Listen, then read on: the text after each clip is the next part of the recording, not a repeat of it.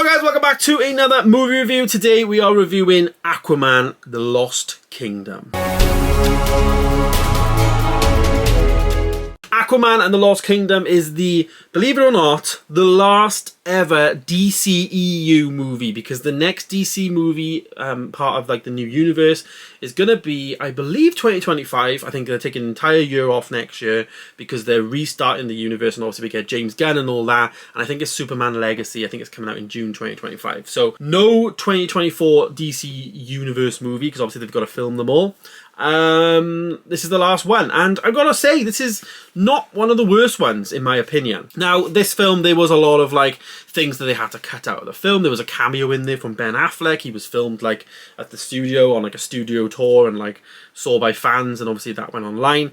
So, you know, there was some bits in the film that, you know, were taken out. I gotta be honest though, actual editing wise, I don't know where he would have fit into the film. So the reshoots were fantastic, because I didn't notice anything like missing, if you know what I mean. And also there was just no, like, it just worked, if that makes sense. The look of this film though is definitely fantastic. Like, it's up there with one of the best looking CGI movies this year, in my opinion. Granted, this is not going to be one of people's favourite films and all that. Of course it's not. It's Aquaman. The first Aquaman did really well at the box office. It's actually the biggest DC movie ever, taking over like $1 billion, which is mad to me. It took more than Dark Knight Rises, Joker, you know, it's like all of the other big films. Like, it took more than that. Aquaman 1 was the biggest grossing movie in the universe. But this movie, you know, it follows on from Black Manta being the villain in the first Aquaman movie.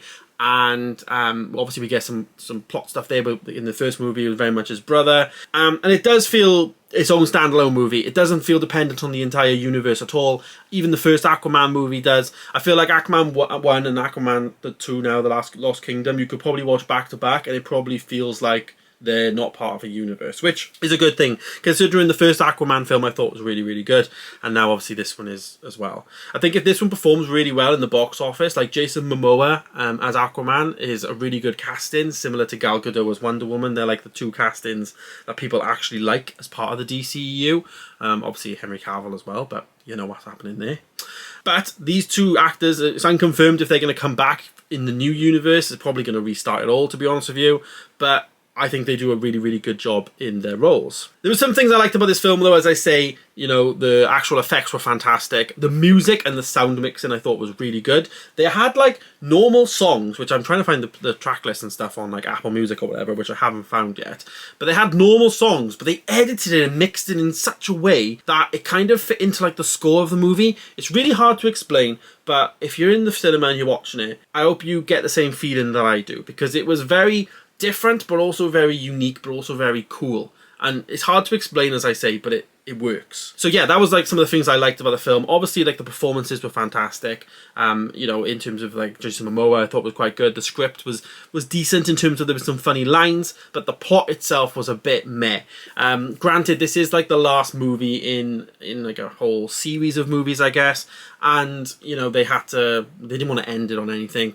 You know, I felt like at the end of the film, maybe they could have had something like a bit of a celebration of it, because, you know, I think it's like the 9th highest grossing series of movies ever, which is still a decent amount. Yes, it hasn't been picked up and stuff very well, obviously, by stuff, but I just think, you know, they had some good moments. They had some good wins in this series, and it's a shame for me. I am a massive DC fan. I really like the DCU movies and stuff. I am very excited for the new one. I think the characters in DC are just more interesting to me. Wonder Woman, Batman, Superman, all of that. I just find them more interesting. And yeah, I just like the look of feel of the movies. It's just different to like the Marvel kids style. This seems to be a bit more mature, in my opinion. But yeah, this movie I thought was great. I had a good time with it. Like I said, the only thing really was the plot, but I can't really judge it based on the plot, because at the end of the day, it's ending a series. I had a good time with it. Technically, it looked fantastic. I was torn between giving it a 3.5 star, but I wanted to give it a low 4 star, so I actually settled on a 4-star review for this movie.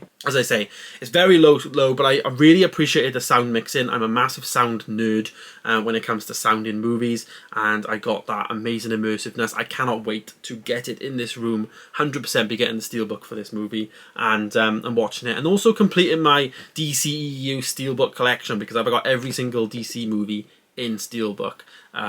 So yeah, but there it is. There is my review of Aquaman The Lost Kingdom. Let me know your thoughts down below. Have you seen it? Obviously it's only been out like a day or so, so yeah, give it a go. Definitely you should check it out. But yeah, there we go. Thanks for watching. Stay tuned for more. I'll see you in the next one. Goodbye.